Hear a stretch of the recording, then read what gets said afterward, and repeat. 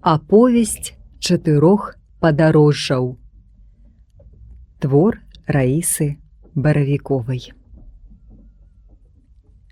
Люблю назіраць за кнігаўкамі. Недалёка ад іх кружыць невялічкая птушка гальштучнік, таксама сямейства куліковых. Але варта прыжмурыць вочы, як уяўляецца сядзіба доктара Савіча і тая дзіўная істота, што спрытна падхапіла з зямлі капялюш. З нататніка астранаўта.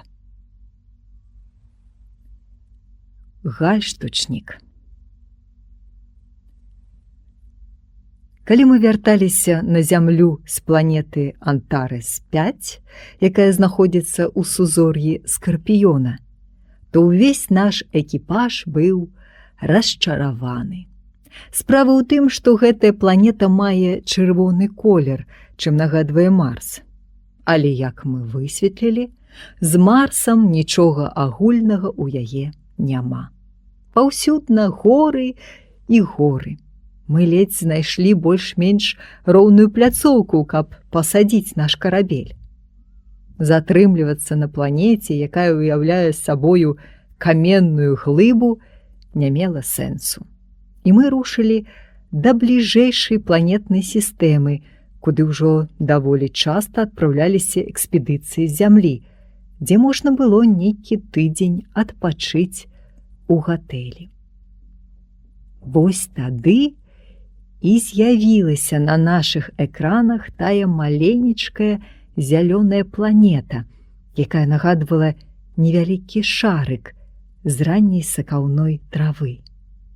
Нідзе, ні на якіх зоркавых картах яна не значылася, таму цалкам верагодна, што мы маглі быць першымі, хто натрапіў на яе ў касмічнай бясконцасці.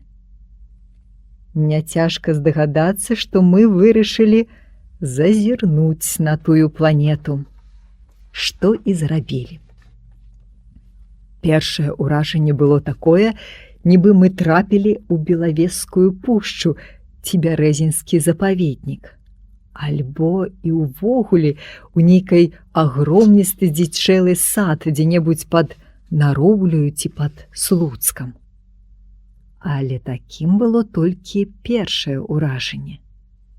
Пад кронамі магутных дрэў была не такая ўжо і дзікая паверхня, месцамі відавочна расчышчаная, месцамі выпаленая. Хтосьці раскладваў вогнішча. Магу паспрачацца, тут мы сустрэнем гуманоідаў, сказаў нехта з членаў экіпажа. Магчыма, пагадзіўся камандзір і тут жа запытаўся. Мне загадаць, ці ёсць ахвотнікі спусціцца на паверхню? Ахвотнік знайшоўся.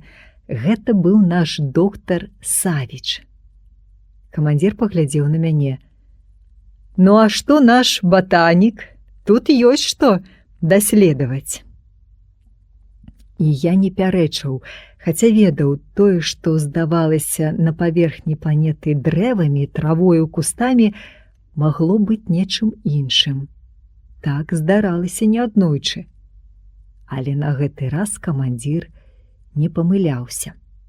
Як толькі мы з доктарам Савічам ступілі на цвёрды грунт, зразумелі, што расліннасць наўкол самае, што ні на ёсць, сапраўдная. Праўда, на зямлі я такое не сустракаў, і вельмі здзіўляла, што паўсюль быў адзін толькі зялёны колер. Зялёная кара дрэў, зялёнае лісце, зялёныя пялёсткі кветак. А тым часам мы ўжо выйшлі на вялікую паляну, і я было падышоў да адной з такіх кветак, якая нагадвала зямную лілею, каб насуперак усім інструкцыям дакрануцца да зялёных пялёсткаў, але не паспеў. Адусюль, з-за кожнага дрэва, з-за кожнага куста, о, дайце веры, выбягалі людзі. Праўдзівей было б сказаць дзікуны. І наколькі гэта можна было зразумець, твары іх свяціліся радасцю. Даўгія валасы, у многіх бароды, шчокі зарослыя шчэсцю і выключна ўсе голыя. Толькі на шыі у кожнага з гэтых людзей чарнела палосачка, а хутчэй гальштук-бабачка. Так часта называюць падобныя гальштукі на зямлі, якія надаюць святочнаму гарнітуру яшчэ большую урачыстасць. Тут, на гэтай зялёнай планеце, як я яе назваў у думках, гэты гальштук нікому нічога не дадаваў. Адно глядзеўся на шыі недарэчна і смешна. Праўда, нам з доктарам Савічам было не да смеху. Невядома, як павядуць сябе дзікуны. Але яны выказвалі выключную прыязнасць, а адзін з іх выйшаў наперад і пачаў нешта хутка-хутка гаварыць. Як жа я быў уражаны, калі доктар Савіч адазваўся ў адказ.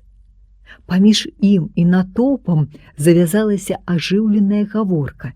Аказалася, што жыхары зялёнай планеты размаўлялі на лацінскай мове, якая на зямлі ўжо даўно выкарыстоўвалася толькі ў медыцыне і якою, зразумела, добра валодаў доктар Савіч. «Што яны табе кажуць?» – запытаўся я ў яго. Доктар паціснуў плячыма. «Ніяк не ўцямлю. Дзікасць нейкая. Самая сапраўдная дзікасць. Яны шкадуюць, што мы не можам бачыць тых цудоўных кварталаў, плошчаў, вуліц, якія бачаць яны.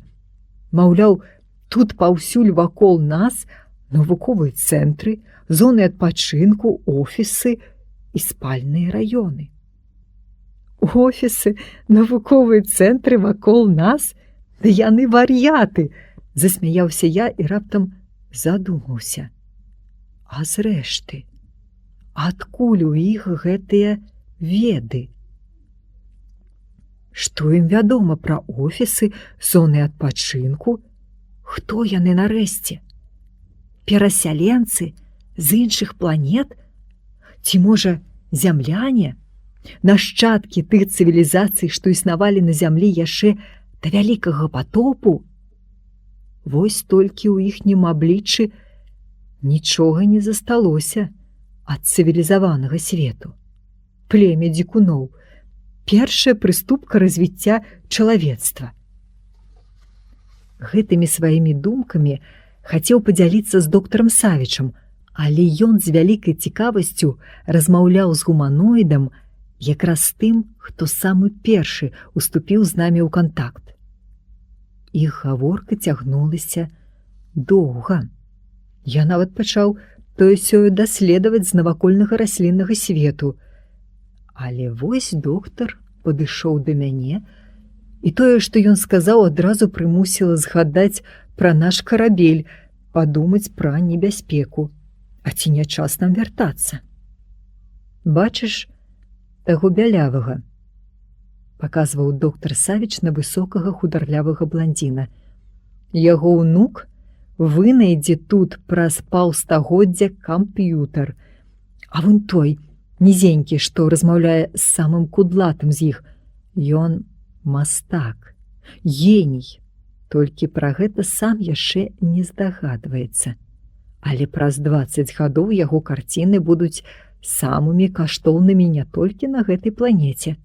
Глядзі, бачыш, той, што залез на дрэва. Ён праз дзесяцігоддзе будзе тут самым славутым архітэктарам, пачне з каменных пірамід і закончыць праектамі з жалезабетону. О, а гэты, што бліжэй за ўсіх стаіць да нас, як не цяжка ў гэта паверыць, але ён стане вынаходцам рухавікоў, і першыя аўтамабілі тут будуць называцца яго імем. Мне стала млосна. Розум адмаўляўся што-небудзь разумець. Нам ужо трэба вяртацца на карабель. Там, напэўна, хвалююцца нашы, сказаў я доктару Савічу. Развітвайцеся з гуманоідамі і пойдзем адсюль. Але перш чым развітацца, доктар прыняў падарунак ад жыхароў гэтай нязвыклай зялёнай планеты. Яны завязалі яму на шыю гальштук, такі самы, што насілі самі, чорны гальштук-бабачку. З гэтага моманту і пачалася трагедыя доктара Савіча. Гэтак я назваў для сябе ўсе далейшыя падзеі, а разгортвалася ўсё наступным чынам. Зялёную планету мы пакінулі хутка. Можна сказаць, пасля вяртання на карабель неўзабаве і стартавалі. Прыйшоў загад зямлі тэрмінова вяртацца. А вось тут доктар Савіч і павёў сябе выключна невытлумачальна.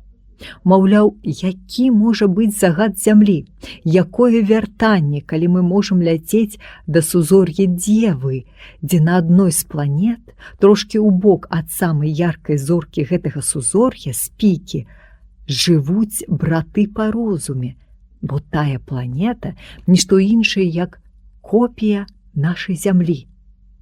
А потым наш шлях можа пралегчы да сузор'я Шаляў, і там, на адной з планет у сістэме тых зорак, якія складаюць сузор'е, ужо даўно вынайшлі машыну часу, якую, калі хто-небудзь з нас пажадае, можна выпрабаваць.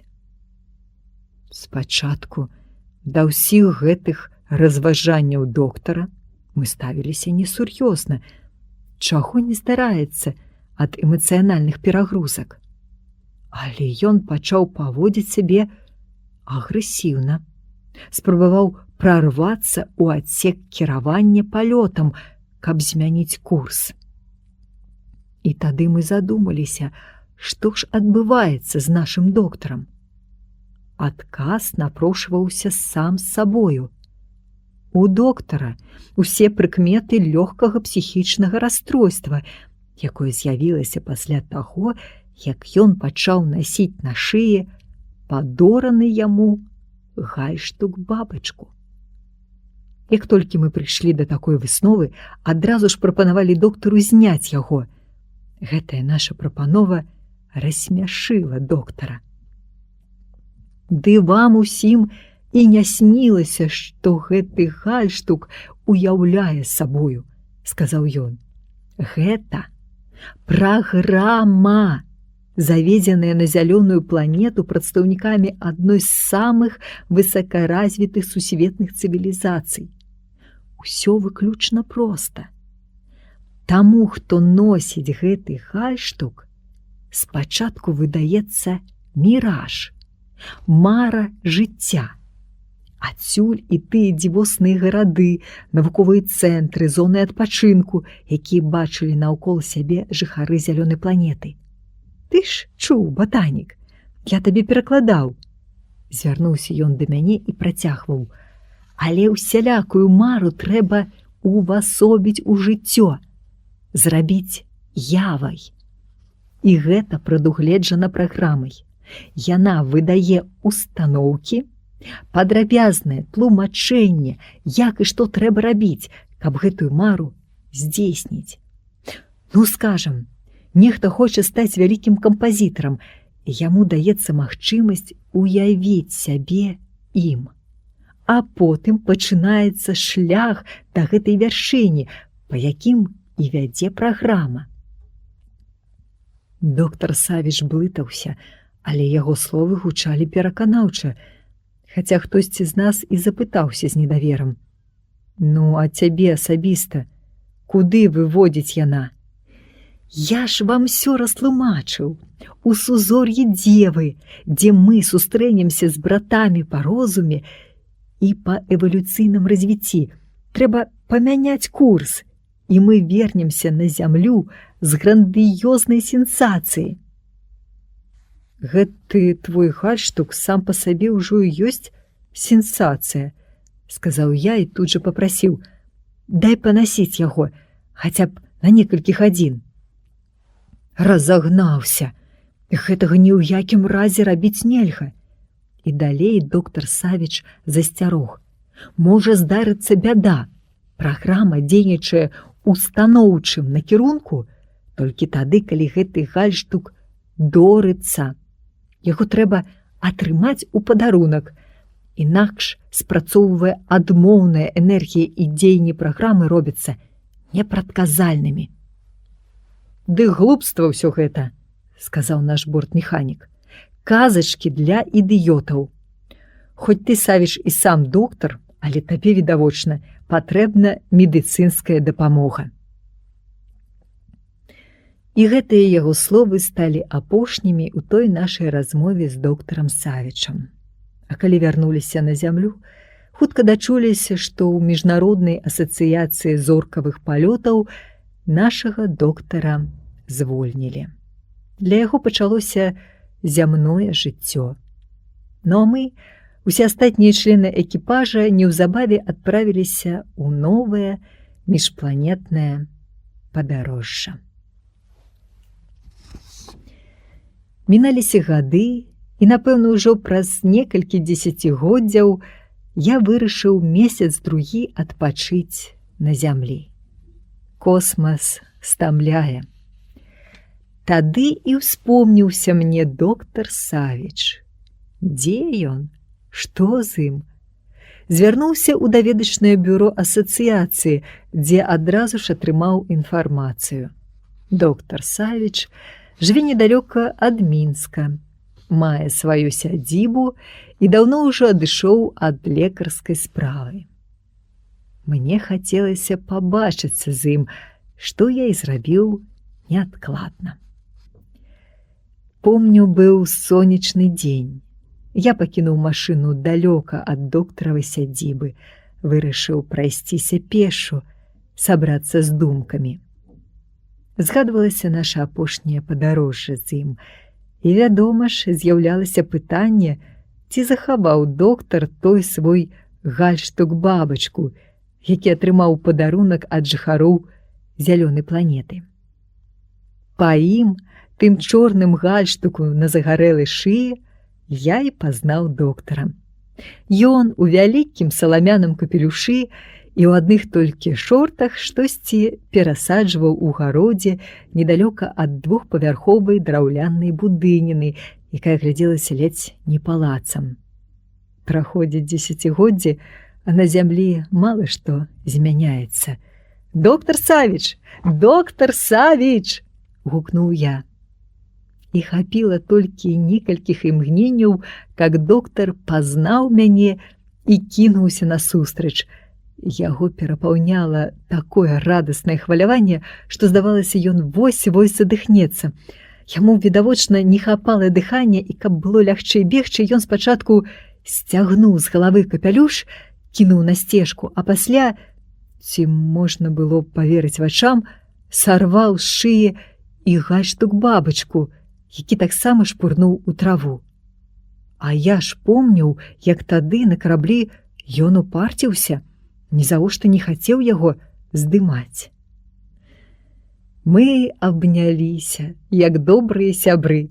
На вочы набягалі слёзы, такою радаснай была наша сустрэча.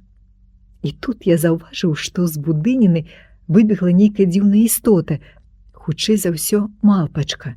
Спрытна падняла з зямлі капялюш, а потым і гальштук, і хуценька скіравала дадому, куды неўзабаве падаліся і мы.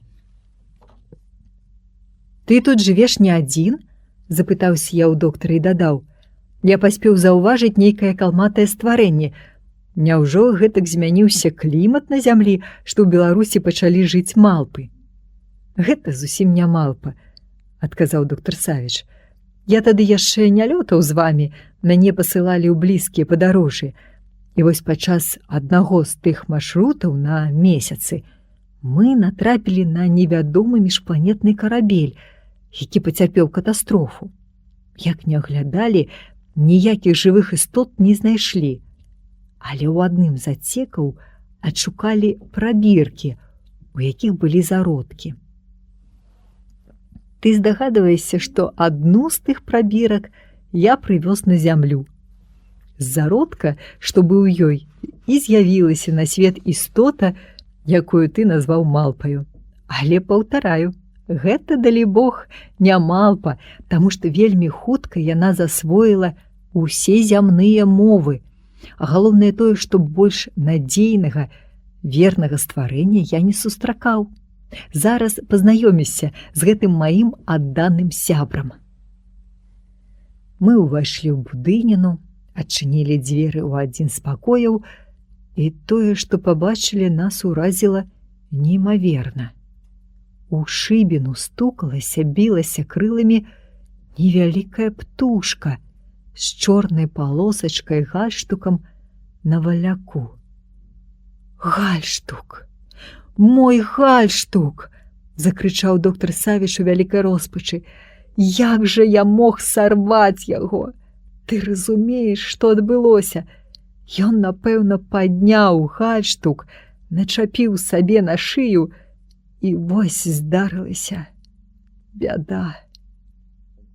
Ты ж помніш, праграма, што хавалася ў ім, станоўча спрацоўвала толькі тады, калі гальштук хтосьці атрымліваў у падарунак.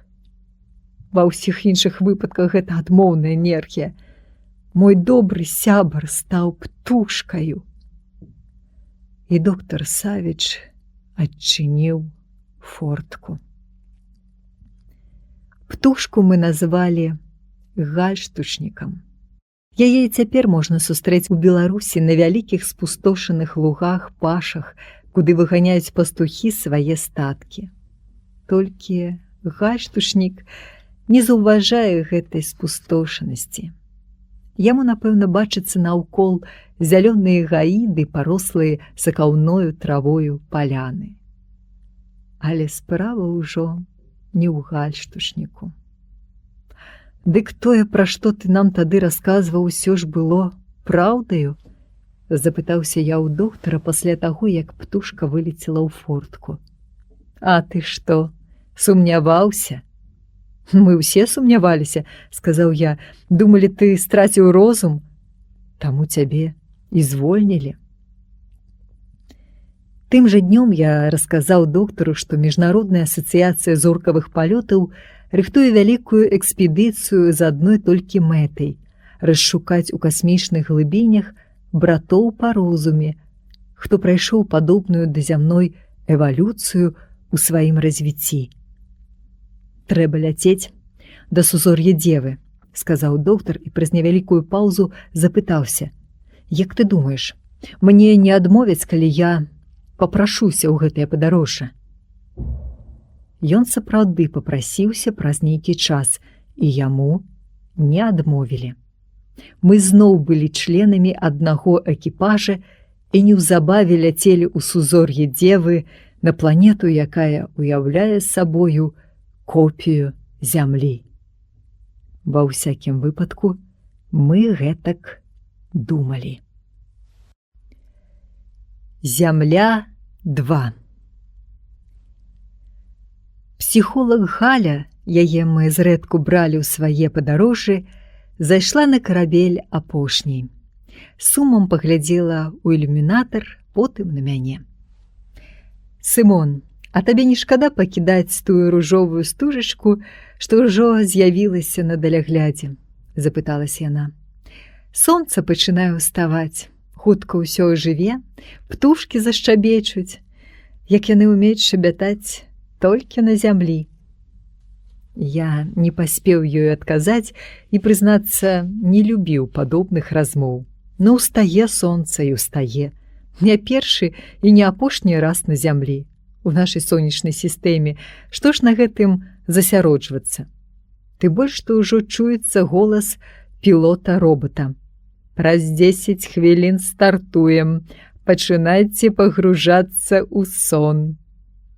Карцела хутчэй заснуць, каб прачнуцца ў глыбокім космасе.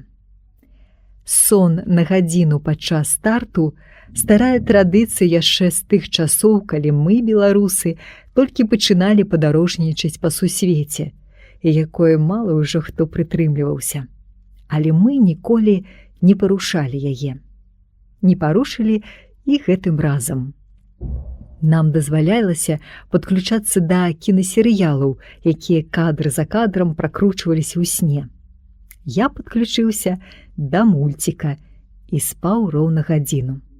А калі прачнуўся, доўга не мог зразумець, адкуль чуюцца узбуджаныя гучныя галасы. Нарэшце вызначыў з цэнтральнага хола і, вядома, заспяшаўся туды. На зоркалёце нешта здарылася. Я не памыліўся. Як толькі зайшоў у хол, да мяне адразу кінуўся доктар Савіч. Я казаў яшчэ тады, калі раней лётаў з вамі, служба аховы на касмадроме ненадзейная. Яны кепска працуюць, ніякай пільнасці, і вось, паглядзі. А я ўжо і без яго слоў бачыў пасярод хола падлетка у зашмальцаваных джинсах, у майцы з малюнкам нейкага моднага рок-гурта. Яму было гадоў 13. І ён спалохана паўтараў адно і тое ж. Я не хацеў, я пераблытаў караблі, я думаў, вы толькі што прызямліліся. Спіхне яго на мяне, шапнуў мне доктар Савіч. І сапраўды, Антон Верашчака, а ён у нас быў за камандзіра, паглядзеў на доктара. Савіч, падбярэш яму камплект адзення і забярэш пад свой нагляд. Невядома, як будзе пераносіць касмічныя перагрузкі. Хлопец павесялеў. А мы ўсе былі ў паніцы. Такога яшчэ ніколі не здаралася. Як быць у гэтым выпадку? Рабіць незапланаваную пасадку на месяцы?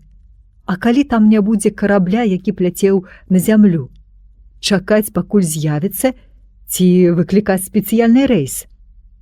Апошняе слова было за камандзірам. Антон вырашыў, што хлопец паляцець разам з намі ў сузор'е Дзевы, куды мы накіроўваліся. Адно давядзецца паведаміць на зямлю пра гэтую нечаканасць. Няхай там супрацоўнікі міжнароднай асацыяцыі зоркавых палётаў звязваюцца з яго бацькамі, і хай штосьці тлумачыць ім. Гэта ўжо не наша справа. Мы маем тое, што маем. Падлетка на зоркалёце. Праз некалькі гадзін да мяне ў адсек завітаў Савіч. А ты ведаеш, сказаў доктар, ён, аказваецца, твой сусед. Хто? Ну як гэта хто? Наш юны пасажыр Артём. Прозвішча яго Нечапаровіч. У Мінску жыве на паўднёвым захадзе. Звыклая гісторыя. Калі ён яшчэ не нарадзіўся, яго бацька прымаў удзел у экспедыцыі. Ну памятаеш, тады яшчэ шмат пра гэта ў газетах пісалі. Яны ляцелі да паўночнага асла. Назад на зямлю не вярнуліся. А Артём усё спадзяецца сустрэцца з бацькам. Таму і бадзяецца па касмадроме. Ён, аказваецца, 2 тыдні сачыў за нашым псіхолагам. Усё ведаў пра наш маршрут. Галя, напэўна, дзе магла, расказвала пра палёт. Вось атрымліваецца, што ён тут не выпадкова. Ды што цяпер пра гэта казаць? Думаю, я з ім пасябрую. І я не сумняваўся ў тым, што яны пасябруюць. Нам, астранаўтам, не рэкамендавалася, пакуль мы працавалі ў асацыяцыі зоркавых палётаў, мець сям'ю. І, як правіла, гэтай рэкамендацыі мы ўсе прытрымліваліся. Хаця ў думках кожны марыў пра дом, поўны дзіцячых галасоў. Ну а што да Артёма, дык ён па-сапраўднаму прывязаўся не да доктара Савіча, а да мяне. З цягам часу нават перасяліўся ў мой адсек. Справа ў тым, што калі мы лёталі ў сістэму зоркі Кастор, якая знаходзіцца ў сузор'і блізнятаў, наш галоўны батанік падхапіў там касторавую чумку. І цяпер я міжволі выконваў яго абавязкі. Даследаваў раслінны свет самых розных планет, які часткова знаходзіўся на караблі ў маім адсеку. Сярод іншых там расла адна цікавая расліна, якую я падабраў на месяцы у невядома кім пакінутым зоркалёце. Яна была незвычайна палахлівая.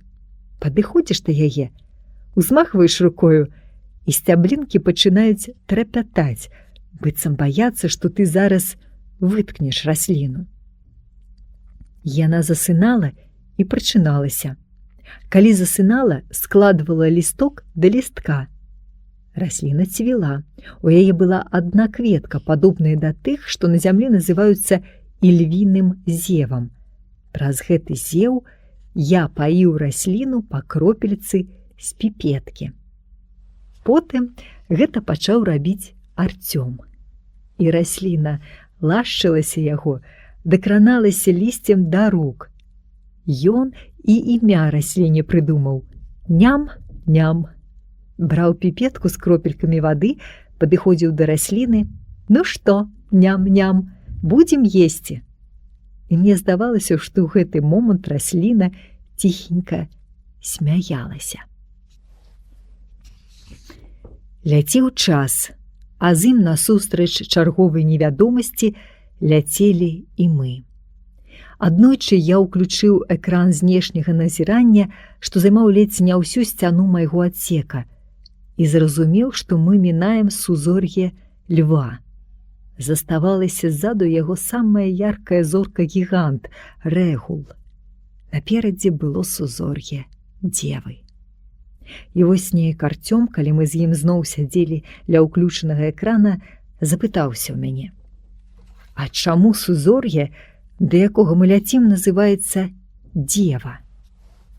Я падумаў і адказаў: гэтую назву яму далі даўно, яшчэ ў часы 9-й зямной цывілізацыі у старажытным Егіпце. Яго з'яўленне на вечаровым небе сведчыла, што надышоў час збору ураджаю. На палетках працавалі пераважна жанчыны, дзевы. Адсюль пайшла назва. Таму і Спіка, самая прыкметная зорка гэтага сузор'я, у перакладзе з лацінскай мовы азначае «колас». Але Арцёма цікавіла не толькі назва сузор'я. Ён запытаўся і пра мэту нашага палёту. Для чаго мы ляцім туды? І мне давялося яму патлумачыць, што мы шукальнікі інфармацыі, прычым самай неверагоднай, што магла б стаць на зямлі сенсацыяй, якую па нашым вяртанні Міжнародная асацыяцыя зоркавых палётаў згодна з заключанымі кантрактамі прадае інфармацыйным агенцтвам.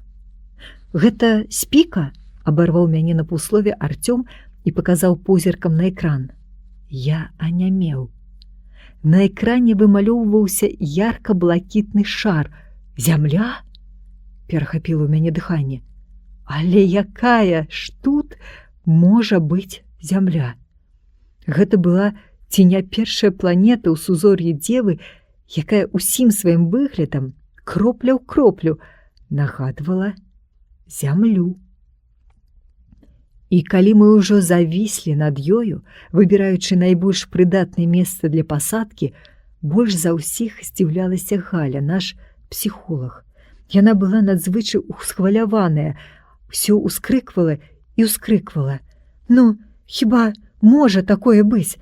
Не, я ні завошта не сыду на яе паверхню, гэта нейкі падман, міраж, самы сапраўдны міраж, вунь, паглядзіце, Атлантычны акіян, а вунь, ну, даль Божа, Нью-Йорк, а там, бачыце, Гімалаі».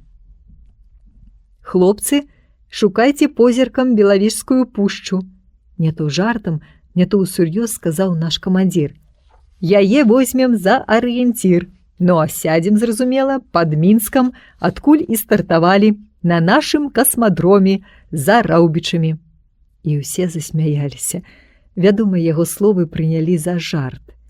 Але калі мы ўжо селі на паверхню і кінуліся да галоўнага ілюмінатара, смяяцца нікому не хацелася. «Вунь, ружовая палоска узыходу на даляглядзе, тая самая», – паказала Галя.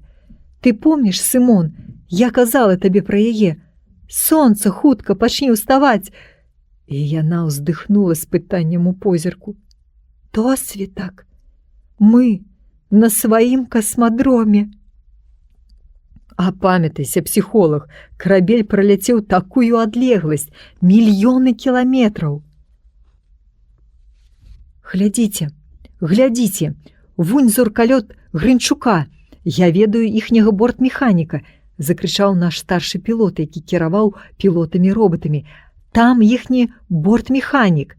І ён паглядзеў на Антона, маўляў, што ты на гэта скажаш, камандзір? Але Антон маўчаў. Пайшоў бы ты лепш да сваіх робатаў, параіў старшаму пілоту доктар Савіч. Я не веру, што мы на сваім касмадроме. Гэта выключана. Праграма не магла памыліцца. Увесь маршрут у маіх мазгах. Я вывучыў яго на памяць. Гэта і ёсць планета, копія Зямлі.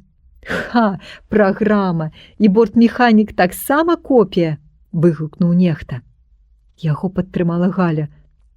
Нас жа, як заўсёды, усупілі робаты. Мы ўсе спалі, калі павінен быў адбыцца старт. Дык, можа, і не было ніякага палёту. У крайнім выпадку падняліся і завіслі над зямлёю, павіселі, потым спусціліся. Вось вам той самы неапазнаны лятальны апарат. А ўсё, што мы бачылі, метэарыты, рэшткі нейкіх станцый, планеты-гіганты і планеты-ліліпуты, шматлікія зоркі, міма якіх прыляталі. Робаты пракруцілі нам у сне? У архіве шмат самых розных запісаў, выказаў свае меркаванні маладзенькі лабарант. Глупства, адазваўся я. Добра помню, як мы прыляталі праз сузор'е льва. На свае вочы бачыў агністы рэгул, а што да серыялаў, я да іх не падключаўся. Я глядзеў мульцік у сне. Не, мы сапраўды ляцелі, нясмела пацвердзіў Арцём. Я ўвесь час паіў ням-няма. Ням-няма? Засмяяўся старшы пілот. Значыць, і ты глядзеў мульцік. Хлопцы, ніякага палёта не было. Трэба выходзіць на паверхню і раз'язджацца па сваіх кватэрах. Я стаю на сваім. Робатам давяраць нельга. Хай цяпер з імі разбіраецца асацыяцыя. Чакайце, сказаў Антон, які ўвесь час задумліва маўчаў. Сысці мы паспеем і сыдзем, але не ўсе. Значыцца, слухайце, спушчуся на паверхню я, абвёў экіпаж позіркам. Можа спатрэбіцца доктара, таму будзь гатовы, Савіч. Мы часта на незнаёмых паверхнях працавалі з ім у пары, прамовіў я. Вазьмі і мяне, камандзір. Антон пагадзіўся. Арцём шапнуў мне, а я? Яго таксама возьмем, сказаў Антон і дадаў. Усім астатнім заставацца на караблі да нашага вяртання. Калі якая небяспека, сігналізуйце, выходзьце на мабільную сувязь.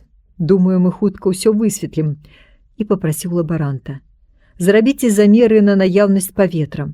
Калі яно ёсць тут, магчыма, што скафандры і не спатрэбяцца. Яны сапраўды не спатрэбіліся. Мы нават вырашылі апрануцца ў сваё звыклае зямное адзенне. І як толькі сышлі на паверхню, твары адразу аблашчыў прыемны цёплы ветрык, хоць яшчэ толькі пачынала світаць. З вяртаннем! Пачуўся вясёлы голас. Гэта крыкнуў нам бортмеханік, які корпаўся ў абшыўцы зоркалёта Грынчука. Ён пазнаў нас, прабурчэў доктар Савіч. І гэта ўжо зусім робіцца цікавым. Пазнаў, дык пазнаў, неяк абыякава сказаў Антон і, спыніўшыся, агледзеў мясцовасць. А гэта сапраўды наш касмадром. Вунь, бачыце, стаяць састарэлыя караблі. Яны ўжо другі год там. Можа, патэлефануем у асацыяцыю, цікава, ці адкажуць? Запытаўся я. Не, давайце пакінем касмадром, паглядзім, што за яго межамі. І мы пайшлі, каб неўзабаве пераканацца, што за касмадромам усё было так, як мы прывыклі бачыць. Указальнікі на Раўбічы і на Мінск, ды яшчэ на нейкія мясціны, якія ніколі ніхто з нас не наведваў. Невялікае кафэ вясёлае лета, ля якога гуртам стаялі вайскоўцы, відаць, са службы аховы. Некалькі аўтобусных прыпынкаў, стаянкі таксі, верталётная пляцоўка. Наўкол было даволі шматлюдна, што, дарэчы, кідалася ў вочы. Быў ранні досвітак. У такую пару людзі на зямлі яшчэ спяць, ва ўсякім выпадку гараджане. Да аднаго з таксі падыходзіла дзяўчына. Мне яна падалася знаёмай. Падобную да яе бачыў аднойчы ў памяшканні асацыяцыі. Яна злёгку пасміхнулася, і гэтая усмешка, далейбог, адрасавалася мне. Яе вочы засвяціліся, і штосьці ўздрыгнула ўва мне. У яе позірку мільгнуў дзіўны ліловы бляск. Я накіраваўся да дзяўчыны. Яна ўжо зачыняла дзверцы таксі. Вы ў Мінск? З Мінска. Тут у мяне перасадка. Хачу наведаць бацькоў у Залессі. А вы толькі што прыляцелі? Са шчаслівым прызямленнем. І зноў у яе вачах мільгнула тое ж ліловае ззянне. Таксі ад'ехала. Я вярнуўся да сваіх. Яны ўжо стаялі на аўтобусным прыпынку. Куды рушым? Запытальна паглядзеў на Антона, а ў галаве круціліся словы, якія сказала дзяўчына.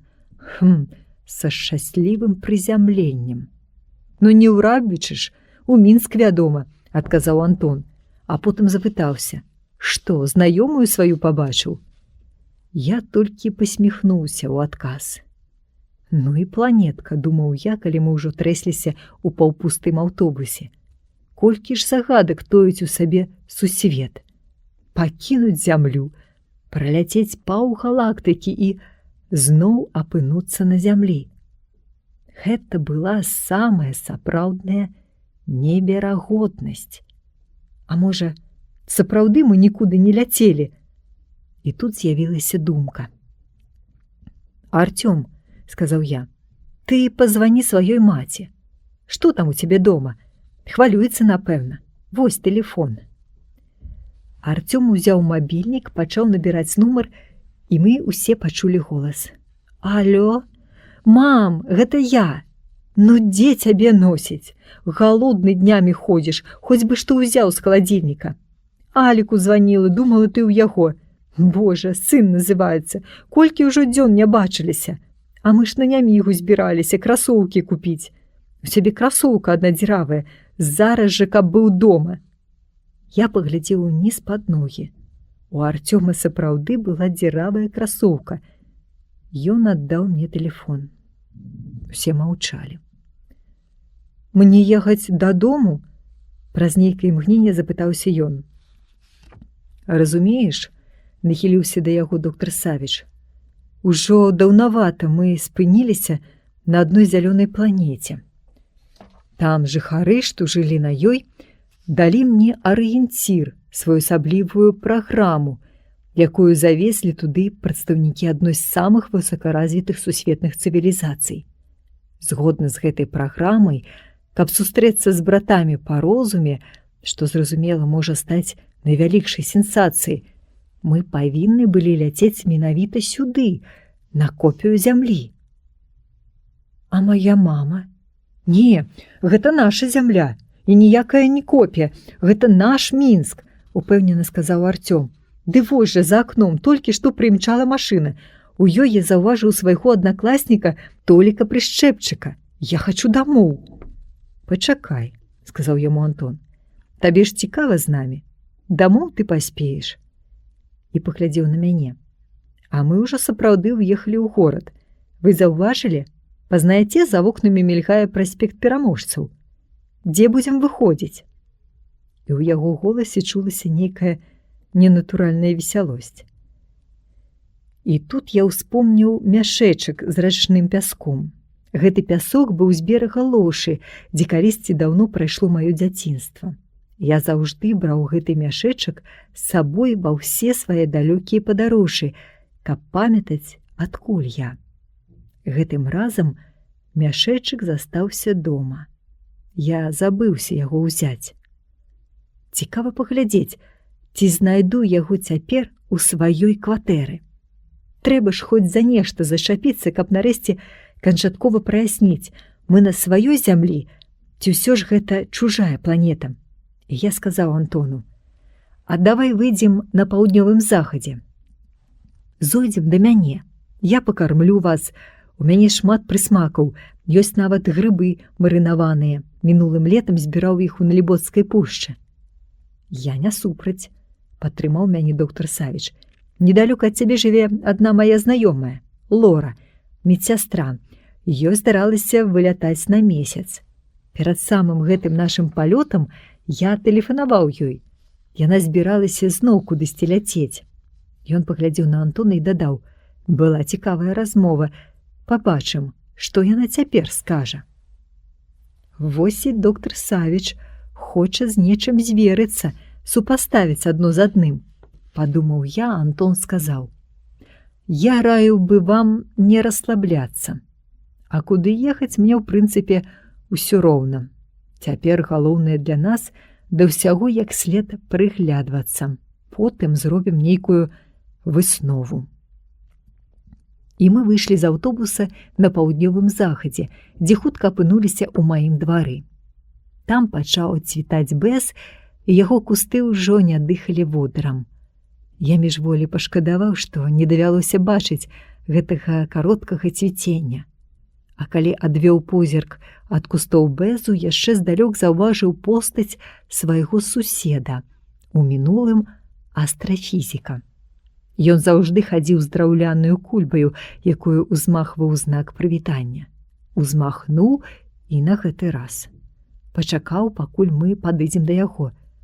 «Колькі ж гэта вы адсутнічалі?» — пасміхнуўся ён, і ў яго вачах заіскрылася ліловае ззянне. Такі ж самы ліловы бляск, што і ў той дзяўчыны, з якой сустрэўся ля касмадрома. Падумаў я, услых сказаў: «У вас была нейкая справа да мяне?» «Прусакоў санслужбы труцілі». І раптам ён адвёў вочы, штосьці занепакоіла яго. Узмахнуў кульбаю, нешта мармытнуў і заспяшаўся ў пад'езд дома. «Ты чымсьці напалохаў яго», — сказаў доктар Савіч. «А я ўжо здагадаўся, ужо ведаў, чым. Сусед не пабачыў у маіх вачах ліловага ззяння». Пра гэта я зараз жа і сказаў. Ён здагадаўся, што я не яго сусед, што я нехта іншы, падобны да яго суседа. Значыцца, і ён сам нехта іншы з абліччам майго суседа. У яго ліловыя зрэнкі, у нас не такія. «Кінь, Сымон!» — засмяяўся Антон. «Стары чалавек, кепска бачыць, лінзы ў яго ліловага колеру». «Не, не лінзы. У той дзяўчыны, з якою я размаўляў ля касмадрома, таксама было ліловае ззянне ў вачах. І ў яе ліловыя лінзы». «Не спрачайцеся», — паспрабаваў супакоіць нас доктар Савіч.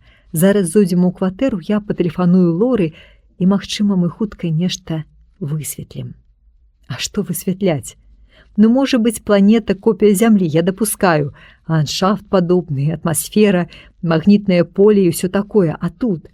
Артём, ты размаўляў са сваёй маці па хатнім нумары тэлефона. Я сустрэў суседа, з якім гадоў 20 жывуць дзверы ў дзверы, але у яго ніколі раней не было ліловага бляску ў вачах. Так гэта зямля ці не зямля? Скажыце мне». Апошнія словы я выкукнуў вельмі моцна. Дзяўчынка, што збягала па лесвіцы, нават азірнулася. «І ў яе ліловасць у вачах», — прашаптаў Артём. А я ўжо адчыняў дзверы ў кватэру, і першае, на што звярнуў увагу, калі зайшоў у гасцёўню, быў мяшэчак з рачным пяском, які ляжаў на стале. Так, гэта была мая кватэра. «Сядайце хто куды, размяшчайцеся. Я абяцаў вас пакарміць грыбкамі». «Не цяпер, потым грыбкі», — сказаў Антон і сеў на канапу, позіркам запрашаючы садзіцца Артёма і доктара Савіча. «Давайте спачатку прыкінем, што мы маем». «Ну, ты прыкідвай», — сказаў доктар Савіч, «а я прайду ў другі пакой, пазваню Лоры». І запытаўся ў мяне: Яе можна сюды запрасіць? Я згодна кіўнуў і сеў побач з Антонам. Дык што ты сабраўся прыкідваць? Раскладзём усё, што называецца па палічках. Планета, куды мы ляцелі, сапраўды аказалася копіяй зямлі. Вось мы сыходзім з карабля, і бортмеханік, які завіхаецца ля зоркалёта Грынчука, крычыць нам з вяртаннем. Ён нас пазнаў, а мы ж упершыню на гэтай планеце, значыцца... Правільна мысліш, камандзір. У гасцёўню вярнуўся доктар Савіч. Значыцца, да нас тут нехта быў падобны да мяне, да цябе, Антон, да Сымона. Іншымі словамі, жылі нашы двайнікі. Што ж атрымліваецца? Запытаўся я. Мы пакідалі сваю зямлю, а яны, нашы двайнікі, пакінулі гэтую планету. Мы цяпер тут, а яны, магчыма, там, у нас на зямлі. І іх гэтаксама хтосьці прымае за нас, як тут нас за іх. Вы забыліся пра ліловае ззянне ў вачах, сказаў Артём. Па гэтым ззянні на зямлі здагадаюцца, што гэта не мы. А яго можна і не заўважыць, запярэчыў доктар Савіч. Тая ж дзяўчына ля касмадрома не заўважыла, што ў Сымона самыя звычайныя зямныя вочы. Ва ўсякім выпадку, ніяк не адрэагавала на адсутнасць ліловасці ў іх. Да яна не глядзела мне ў вочы, яна ўжо сядзела ў таксі, і навошта ёй было мяне разглядаць? Сказаў я і тут жа ўспомніў. Чакайце, чакайце. Яна мне сказала, са шчаслівым прызямленнем. Тады атрымліваецца, што і гэтая чужая планета называецца Зямля? А як жа можа такое быць? Нейкая няўвязка атрымліваецца. І тут пачуўся званок у дзверы. Я адчыню, сказаў доктар Савіч, гэта Лора. Я таксама падняўся з канапы, пайшоў насустрач дзяўчыне. Яна ўжо зайшла ў гасцёўню. Доктар Савіч прапусціў яе наперад сябе і цяпер неяк прыглушана звярнуўся да нас. Знаёмцеся, мая знаёмая Лора. Лора мела даволі прыемную знешнасць і гэтак жа прыемна пасміхнулася. Ліловае ззянне ў яе вачах я ўжо ўспрыняў як належнае. А яна тым часам пераводзіла уважлівы позірк з мяне на Антона, з Антона на Артёма. Утварылася напружаная паўза. Яе парушыла Лора. «Вы не зямляне», — сказала яна, і гэтыя яе словы былі для нас раўназначным выбуху. «Як гэта не зямляне?» — ускочыў з канапы Антон. «Мы прыляцелі з зямлі, з Беларусі. Зямля — наша планета. Яна існуе мільёны і мільёны гадоў». «Я веру. Напэўна, гэтак яно і ёсць». Лора працягвала уважліва разглядаць нас. «Гэта таксама Беларусь. Таксама зямля. Зямля 2. Клон вашай зямлі. І мы ўсе, хто жыве тут на ёй, таксама клоны. Вашы клоны. У нас ваша ДНК». Лора зрабіла паўзу, задумалася.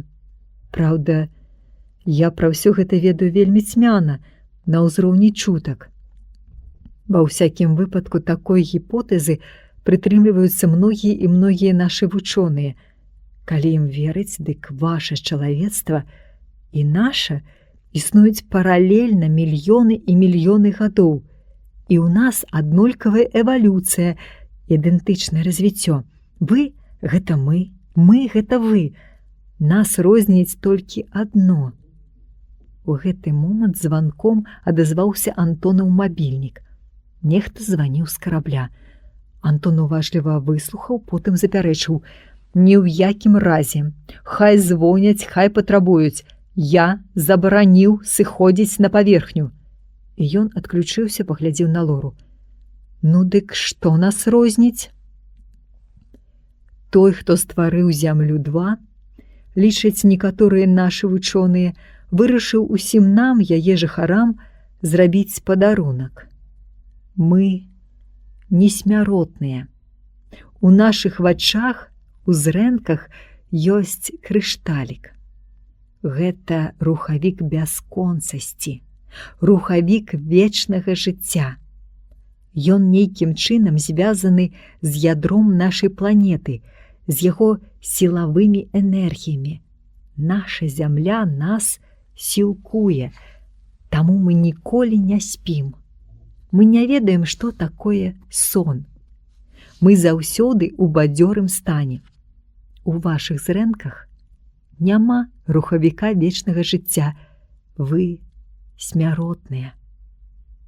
Мы слухалі Лору, верылі і не верылі. Але шок быў. Што мы маглі сказаць на гэта? Я чамусьці запытаўся ў Антона. Што яны хацелі з карабля? З імі звязаліся з асацыяцыяй зоркавых палётаў, патрабуюць, каб выходзілі на паверхню. Ім для нечага патрэбен старшы пілот. Гэтага рабіць нельга, сказала Лора. Супрацоўнікі асацыяцыі адразу вызначаць, што яны з першаасновы, зямлі-1. Іх пастараюцца затрымаць для доследаў. Калі ў вас былі з нейкім кантакты, дык сюды могуць прыйсці са службы бяспекі. Кантакт быў. Дядзька Сымон, ты размаўляў са сваім суседам, сказаў Артём. Мой сусед дома, на зямлі, адказаў я, а тут іншапланетяне. І падняў позірк на Лору. Клон майго зямнога суседа, так трэба разумець. Ён заўважыў, што ў мяне няма ліловага бляску ў вачах, што яго і напалохала. Вам трэба пакідаць гэтую кватэру. Лора паглядзела на доктара Савіча. Я хачу стаць такой, як вы. Адчуць, што такое сон. Мне не трэба ні смяротнасці. У мяне ёсць магчымасць пабачыць зямлю-1. Я хачу паляцець з вамі і, можа, нават змагу некалі вярнуцца, расказаць, што там, на першааснове. Наш карабель не разлічаны на дадатковы груз, хутка адказаў Антон. Яна мала важыць, задумліва зазначыў доктар Савіч і кіўнуў Антону. Пройдзем у той пакой. Я не ведаю, пра што яны там размаўлялі, мог толькі здагадвацца, але вярнуліся яны вельмі хутка. Доктар Савіч не хаваў задавальнення і адразу звярнуўся да дзяўчыны. Я яго гаварыў, Лора. Ты ўсё ж моя знаёмая. Яго апошняя фраза была бы са сцэны тэатра абсурду, як і ўсе астатнія. Мы нечакана ўсе ўздрыгнулі, так гучна зазваніў хатні тэлефон у кватэры. Не бярыце трубку, гэта можа быць служба бяспекі, засцерагальна сказала Лора. Вы уступалі ў кантакт. А можа, нехта звоніць табе? Запытальна паглядзеў на мяне Антон і нервова засмяяўся. Мы ўжо адчувалі, што трэба пакідаць гэтую кватэру, спешна вяртацца на карабель. На гэты раз я не забыўся пра мяшэчык з рачным пяском і хоць ведаў, што ён не належыць мне, сунуў яго ў кішэню. А калі ўжо стаялі на аўтобусным прыпынку, чакаючы рэйсавага аўтобуса, на касмадром я пачуў крык: «Сымон! Сымон!» Азірнуўся, і ў тым, хто бег да нас, пазнаў свайго стрыечнага брата. Ён пасміхаўся шчырай усмешкаю беларуса, вочы свяціліся ліловым зяннем, якое проста іграла ў іх. «Ты вярнуўся! Вярнуўся! А я лічыў, што ніколі не пабачымся!» «Таксі!» — крыкнула Лора і спыніла машыну. «На касмадром! З намі падлетак як-небудзь уціснемся!» Мы сапраўды уціснуліся і праз якую гадзіну ўжо былі ля касмадрома. Калі з намі ветліва прывітаўся юнак, падобны да праграміста, што працаваў на нашай зямлі ў асацыяцыі, мы, як па камандзе, апусцілі вочы, каб не выдаць сябе, што мы не з зямлі 2. «Скажыце, каб зойдзе ў аддзел кіравання палёту ваш старшы пілот», — папрасіў ён. «У нас перабой з сувязю, правісае кантакт». «Скажам», — прабурчэў Антон. Мы заспяшаліся да карабля і без аніякіх тлумачэнняў астатнім членам экіпажа, якія запытальна глядзелі на Лору, Антон аддаў распараджэнне старшаму пілоту. Ідзі да сваіх робатаў, хай рыхтуюцца да старту, вяртаемся на зямлю. Лору пасялілі ў адсек да псіхолага Галі. Ты б яе праінструктаваў, сказаў я Антону. Робаты аб'явяць старт, загадаюць пагружацца ў сон, а ў Лоры гэты рухавік вечнага жыцця. Я ўжо ўсё сказаў Галі, ідзі ў свой адсек і ні пра што не турбуйся. У адсеку мяне чакаў доктар Савіч. Арцём паіў з піпеткі ням-няма, але я не мог не заўважыць, што твар у яго быў засмучаны. Нешта здарылася, Арцём? Голас, куды я званіў. Гэта быў голас маёй мамы. Ты пабачыш яе, калі мы вернемся на зямлю. Яна там цябе чакае, хвалюецца. А я ўсё думаю пра Лору, Сымон, сказаў доктар Савіч. Напэўна, не трэба было яе браць з сабою, але ж я доктар, мне цікава паназіраць. Як за аб'ектам для доследаў ці штось іншае? І доктар Савіч не паспеў мне адказаць, таму што пачуўся голас пілота-робата, які папярэджваў, што хутка мы стартуем і ўсім трэба пагружацца ў кароткі сон. Але неўзабаве мы ўсе зразумелі, што Лору ўзялі на свой карабель дарэмна. Яна слабела на вачах, не магла ні піць, ні есці, адно ляжала. Было бачна, што да зямлі Лора не даляціць. Яна ўвесь час паўтарае адно і тое ж: «Я хачу спаць, я хачу спаць», але заснуць ніяк не можа, казаў мне доктар Савіч, калі аднойчы мы сустрэліся ў цэнтральным холе карабля. І вось што я думаю, Сымон. Хтосьці падарыў жыхарам зямлі-2 несмяротнасць і такім чынам закансерваваў іх. Яны могуць жыць толькі ў межах гэтай сваёй планеты, паколькі сілкуюцца ад яе ядра. Мы бачылі, у іх ёсць касмічныя караблі, яны ж копія нашага развіцця. Розум ім дазволіў дасягнуць гэтага, але варта ім толькі адправіцца ў нейкае касмічнае падарожжа, і яно аказваецца для іх незваротным. Жыццёвыя сілы пакідаюць іх, як толькі яны аддаляюцца ад сваёй планеты. Значыцца, тыя, нашы клоны, нашы двайнікі, за каго прымалі нас, маглі адправіцца на нашу зямлю, але не даляцелі да яе і наўрад ці вернуцца на зямлю 2. Атрымліваецца, што не вернуцца. І ў голасе доктара Савіча чулася горыч. У іх ёсць несмяротнасць, Сымон, але няма шляху у іншыя светы. Яны дзеці адной планеты, адно цэлае з ёю. І тут у хол зазірнула псіхолог Галя. Доктар Савіч, Лора нарэшце заснула. І цяжка было зразумець, сказала яна гэта з радасцю ці са смуткам.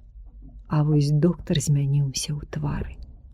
Баюся, што не заснула, а памерла. Ён не хаваў роспачы. Мы ўжо дастаткова аддаліліся ад зямлі-2. Энергія яе ядра перастала сілкаваць Лору. І ён не памыліўся. Цела Лоры мы паклалі ў герметычную капсулу і пахавалі ў адкрытым космасе. За ўвесь час нашых падарожжаў такое здарылася ўпершыню. І мы чамусьці пасля гэтага стараліся не выходзіць са сваіх адсекаў, быццам адчувалі нейкую віну перад Лорай. І толькі ўжо калі падляталі да зямлі, мяне і доктара Савіча выклікаў да сябе ў адсек Антон. У мяне ўжо было некалькі сеансаў сувязі з асацыяцыяй, сказаў ён. Я паведаміў, што мы знайшлі і наведалі зямлю-2, планету, копію нашай зямлі. І што? Мне не паверылі. Запатрабавалі выкласці доказы, як гэта звычайна ў нас бывае: расліны, жывёліны, грунт, камяні ці што іншае. Любая інфармацыя, а тым больш сенсацыйная, патрабуе доказаў. Гэтым доказам магла б быць Лора, дзяўчына з узор'я дзевы, сказаў доктар Савіч. У прынцыпе, я і гэты варыянт пракручваў. І тут я ўспомніў пра мяшэчак з рачным пяском, пра што і сказаў, маўляў, цяпер у мяне 2 мяшэчкі. Пясок з таго, які я ўзяў у кватэры на зямлі 2, можна даследаваць. Раптам ёсць нейкія мікраарганізмы, якіх няма на нашай зямлі. Не, гэта не доказ, сказаў Антон. Ты жартуеш? Мяшэчак з пяском? Ды з нас проста пасмяюцца. Вырашылі, што па прылёце на зямлю асабліва не будзем распаўсюджвацца пра гэтае наша падарожжа. Тое, што мы былі на зямлі копіі, вялікай неверагоднасцю здавалася ўжо і нам самім. А сапраўдная зямля, якую Лора назвала першаасновай, тым часам набліжалася. І вось ужо мы ўсе прыніклі да галоўнага ілюмінатара і ўжо гатовы былі сысці на паверхню на касмадроме за раўбічамі. Арцём на хвілінку затрымаў мяне ў адсеку. Дзядзька Сымон, вазьмі. Я гэта знайшоў пасля таго, як Лору паклалі ў капсулу. І ён працягнуў мне маленькі крышталік, цьмяна-ліловую пацерку. Вось ён, доказ, што мы былі ў сузор'і дзевы на зямлі 2, мільганула думка, і тут жа я адагнаў яе. Які дзівак мог паверыць, што маленечкая пацерка магла быць рухавіком вечнага жыцця. І я проста паклаў яе сабе ў кішэню, але ўсё ж паказаў яе доктару Савічу. Але гэта было ўжо значна пазней, калі мы развіталіся з усімі членамі экіпажа, зразумела, і з Арцёмам. Я дазволіў яму ўзяць з сабою ням-няма і паабяцаў, што абавязкова з ім звяжуся пасля чарговага палёту ў космас. Мне чамусьці не надта хацелася ехаць дамоў у сваю кватэру на паўднёвым захадзе. Яшчэ помнілася кватэра на зямлі 2, і доктар Савіч прапанаваў: табе трэба прывыкнуць зноў да зямлі ў нейкім нейтральным месцы. Я запрашаю цябе да сябе, на сваю сядзібу. Адпачнеш тыдзень-другі, рыбку паловім, недалёка азярцо ёсць. Я пагадзіўся. Узялі таксі і выйшлі з яго, трошкі не даехаўшы да доктаравай сядзібы. Вырашылі прайсціся лугам, каб як след адчуць, якое яно сапраўднае зямное паветра. Вось там я і паказаў доктару Савічу тую пацерку. «Дай добра разгледжу», – сказаў ён і не утрымаў. Крышталік выслізнуў з яго рук, упаў у густую лугавую траву. І як мы не шукалі яго, знайсці так і не змаглі. Я сапраўды затрымаўся на доктаравай сядзібе некалькі тыдняў, і потым мне патэлефанавалі з асацыяцыі. Аднекуль суседняй галактыкі экіпаж Грынчука, чый зоркалёт, дакладней, копію яго зоркалёта з клонам бортмеханіка мы бачылі на зямлі 2, прывёз незвычайную цікавую раслінападобную істоту. Знешне гэта была расліна з вялікім шырокім лісцем. Яна чымсьці нагадвала наш зямны лопух. Калі надыходзіў час цвіцення, у яе на высокай сцябліне распускалася сіняя кветка у выглядзе вялікай рукі 6 пальцамі. І гэтая рука хапала ўсё, да чаго магла дацягнуцца. Нават абрывала уласнае лісце. У асацыяцыі склікалі кансіліум, сабралі ўсіх нашых батанікаў, пасля чаго павінна было распачацца даследаванне расліны. Я таксама быў туды запрошаны. Хацелася прыняць удзел у тых доследах, таму давялося развітацца з доктарам Савічам, як пасля аказалася, ледзь не на год. За гэты час я ўжо нават паспеў злётаць у кароткую камандзіроўку на месяц. як раптам патэлефанаваў мне Антон. «Слухай, ты ў бліжэйшы час будзеш вольным? Ёсць ідэя. Мяне зноў угаварыў наш дарагі доктар Савіч». І ён распавёў далей. «Ну, памятаеш, тая яго праграма? Мы ж не памыліліся з планетай копій.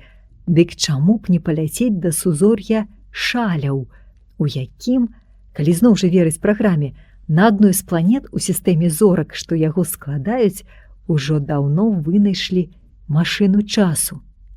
Думай, Сымон, думай, я прапаную, а вырашаць табе». І я, безумоўна ж, вырашыў. Я пагадзіўся ляцець да сузор'я Шаляў, што мы і зрабілі неўзабаве. І вось тут варта сказаць, што як толькі наш асноўны склад экіпажа сабраўся на касмадроме за Раўбычамі, да мяне адразу ж кінуўся доктар Савіч. І па выразе яго твару я зразумеў, што ў доктара ёсць нейкая навіна. «Сымон, не паверыш». Я нават не пачуў ад яго слова вітання, а той крышталік, рухавік вечнага жыцця, яшчэ захоўваў нейкую жыццёвую сілу. «З чаго ты гэта ўзяў?» – запытаўся я. «Ведаеш, там, дзе мы згубілі гэтую пацерку, пры лузе, вырасла дзівосная расліна і нават паспела зацвісці. Пялёсткі ў яе кветак ліловыя-ліловыя, як той бляск у вачах нашых клонаў на Зямлі-2. Лепш сказаць, у вачах Лоры. Пацерка-рухавік належала ёй». «Во-во», – пагадзіўся доктар Савіч. «Таму я і назваў гэтую расліну сон лугавы. Хай такім чынам жыве на зямлі памяць пра Лору». І я дадаў ад сябе да слоў доктара. Хай жыве, як сказала б яна сама, на першааснове. Я не толькі як памяць пра яе, а і пра ўсю Зямлю-2, куды ўжо, думаю, наўрад ці хто зможа патрапіць з нас, зямлян. У садах Семіраміды няўтульна. Я чакаў, што вось-вось пачую голас пілота-робата, маўляў, праз некалькі хвілін мы стартуем. Трэба пагружацца ў сон. Але на гэты раз нічога такога не адбылося, хаця карабель ужо ўзлятаў. Упершыню традыцыя была парушана, і я выйшаў з адсека ў цэнтральны хол, дзе заўжды можна было пабачыць каго-небудзь з членаў экіпажа. Вось і цяпер за невялікім столікам там ужо сядзеў Антон, а з ім незнаёмец, даволі малады хударлявы мужчына, якога я бачыў упершыню, што мяне здзівіла. На касмадроме я яго не заўважыў. «Падыходзь да нас, Сымон», – адазваўся Антон. «І знаёмся, наш новы старшы пілот Ганс Мюллер з Саксоніі». І мне ўсё стала зразумела. На караблі з'явіўся новы чалавек, а з ім і новы распарадак. Мае думкі быццам падслухаў Антон. Ганс узяў толькі аднаго пілота-робата і лічыць, што калі чалавек спіць, дык нават адзін робот небяспечны. Сон мы адмянілі. Ганс засмяяўся і звярнуўся да мяне па-беларуску. «Вы батанік? Дык цікава ведаць, што сталася з тою раслінападобную істотаю, якую прывезлі з чужой галактыкі. Чуў у асацыяцыі, што яе сіняя рука ўсё расце і расце. Не, ужо сохнуць пачала, іншымі словамі, адцвітаць». Цяпер мы ўсе засмяяліся. Я ўважліва паглядзеў на саксонца, падумаў, што яго прывяло да нас. І ўжо ў наступны момант атрымаў адказ на гэтае сваё міжвольнае пытанне, таму што саксонец сказаў: А яшчэ я чуў, што на вашым рахунку некалькі сотняў самай што ні на ёсць сенсацыйнай інфармацыі. Сам жа я, праўда, толькі шукальнік прыгод. Машына часу, якую мы спадзяёмся адшукаць у сузор'і шаляў, мяне не цікавіць як сенсацыя, а выключна як магчымасць вярнуцца ў мінулае ці наведаць будучыню. Прыгоды будуць, пачуў ззаду вясёлы голас. Гэта ў хол увайшоў доктар Савіч. Не скажы, сенсацыя справа капрызная. За межамі зямлі ёсць рэчы, якія не кожны паверыць. І ён сеў побач са мною. Вось, напрыклад, праграма, якую я атрымаў падарунак на зялёнай планеце. У яе ніхто не верыў. «Дык жа ляцім да сузор'я шаляў», – сказаў Антон. «Значыцца, паверылі». Я кіўнуў галавой, падтрымаў Антона. «Яшчэ як? У сузор'і дзевы праграма сябе апраўдала». Ганс запытальна паглядзеў на мяне. «А што там у вас было у сузор'і дзевы?» Мы ўсе маўчалі.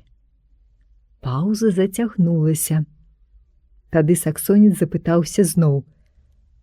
«А чаго вы, беларусы, такія прагныя да розных такіх сенсацый? Ледзь не ўвесь космас аблёталі. Вы хоць шыльдачкі пакідаеце на планетах. Тут былі беларусы». «Разумееш, Ганс?» І Антон задумаўся. «Беларусь невялікая па памерах краіна. Хто на зямлі згадае пра нас, калі мы самі пра сябе не нагадаем? Чым больш сенсацыйных адкрыццяў мы робім, тым больш пра нас ведаюць». У гэты момант пачуўся голас пілота робота. «Выклікаю для кансультацыі Ганса Мюллера». Мала таго, што робот усяго толькі адзін, дык яго яшчэ і кансультаваць трэба, засмяяўся доктар Савіч. Ганс падняўся і удакладніў. Ён першы раз у палёце. Пайду гляну, што там у яго. І саксонец пакінуў хол. А я зірнуў на Антона, маўляў, што ж ты не папярэдзіў, што ў нас новы старшы пілот. Антон не зразумеў майго запытальнага позірку, а доктар Савіч паляпаў мяне па плячы. Саксонец – надзейны хлопец. Дарэчы, як твой астэроіднік? Гэты ж мы з Гансам наведалі той астэроід недалёка ад Валапаса, адкуль і прывезлі табе гэты грыб. Колькі іх ужо ў цябе? Можаш паглядзець. І доктар Савіч не адмовіўся зайсці да мяне. Праўда, тое, што ён назваў астэроіднікам, па прынцыпе падасіны і падасінавік, падбярозы і падбярозавік. Но калі нешта вырасла на астэроідзе, значыцца астэроіднік. Мне самому бачылася кактусам. Ён меў форму грыба, але быў увесь у калючках. Грыб – кактус. У яго была свая маленькая таямніца. Як толькі нехта малазнаёмы падыходзіў да скрыні, дзе ён рос, астэроіднік адразу выдаваў дзіўны гук. «Кум!» І адразу ж побач з ім, з грунту, вытыркаўся маленечкі астэроіднічак.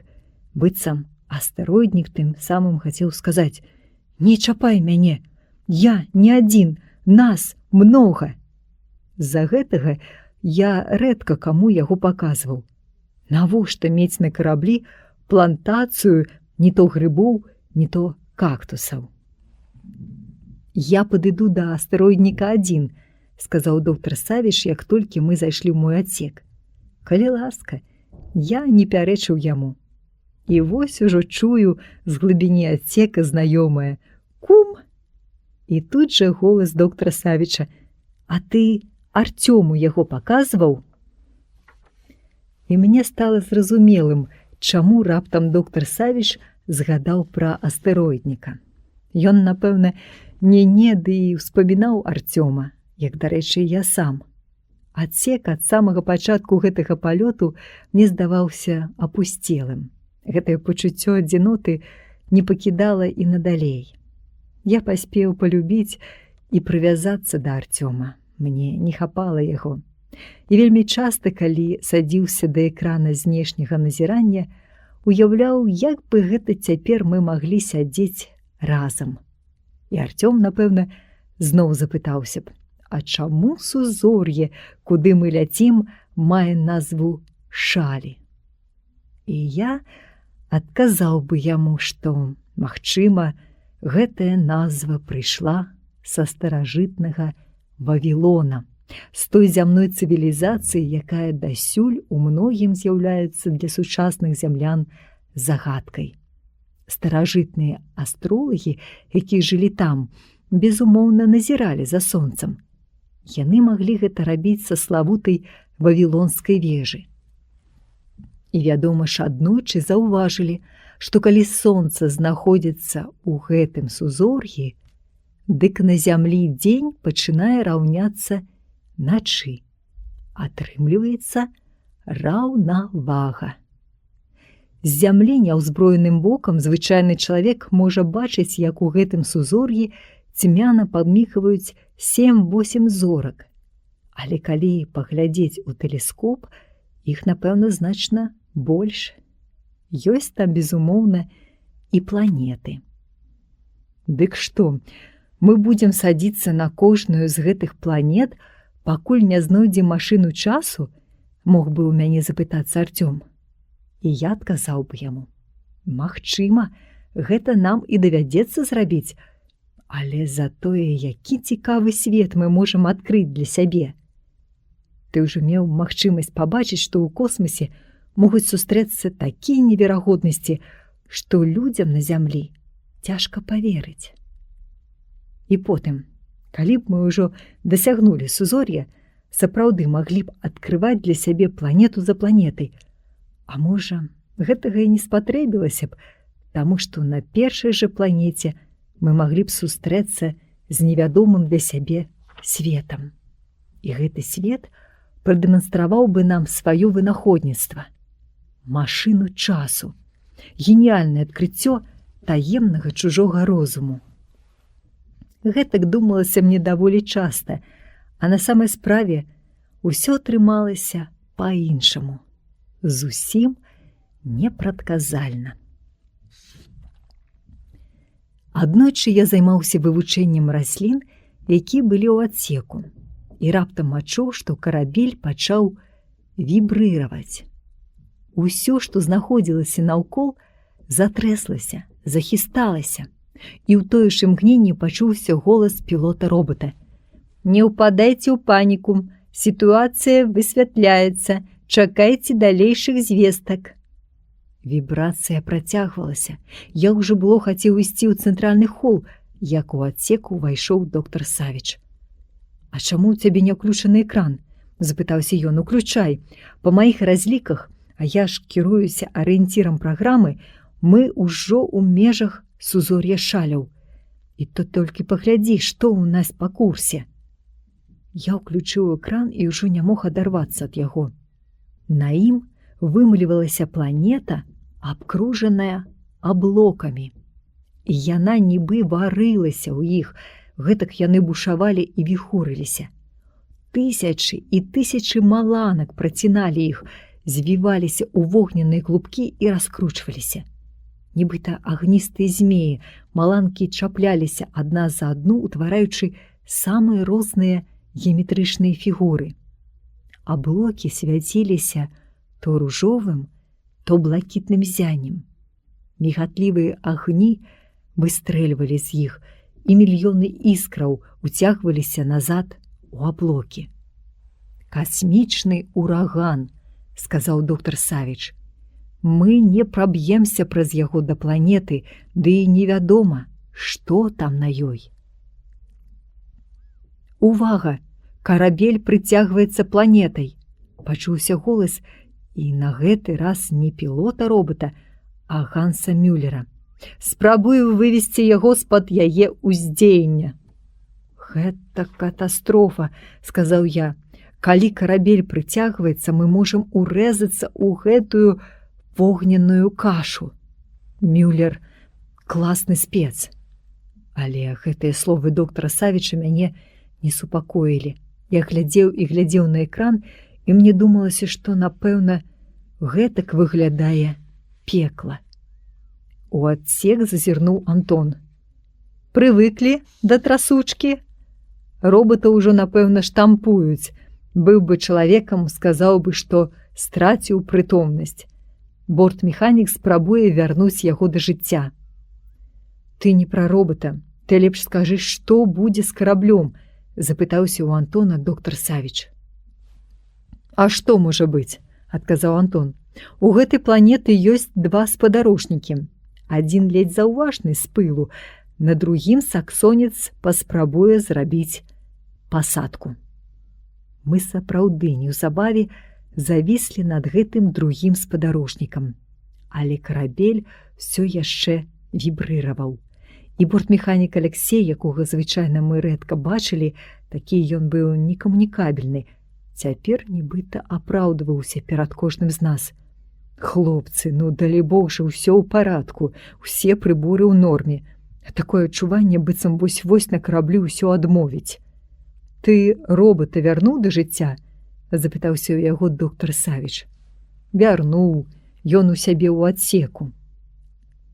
Мы ўсе знаходзіліся ля галоўнага ілюмінатара. Перакідваліся словамі, і кожны з нас напружана узіраўся ў паверхню, на якой разгледзець што-небудзь было цяжка. Засцілі попел і пара ў атмасферы гэтага спадарожніка, які нагадваў вялікі востраў. І ўсё ж тое-сёе мы бачылі, і, напэўна, у думках кожны жахаўся. Было падобна, што на ім адбылася глобальная катастрофа.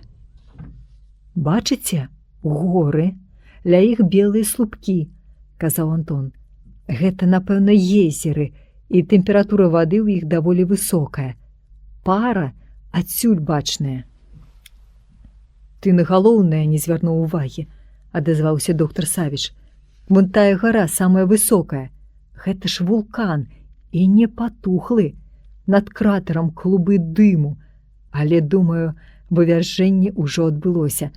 Лава пакрыла ледзь не ўсю паверхню. Шкада, там было жыццё.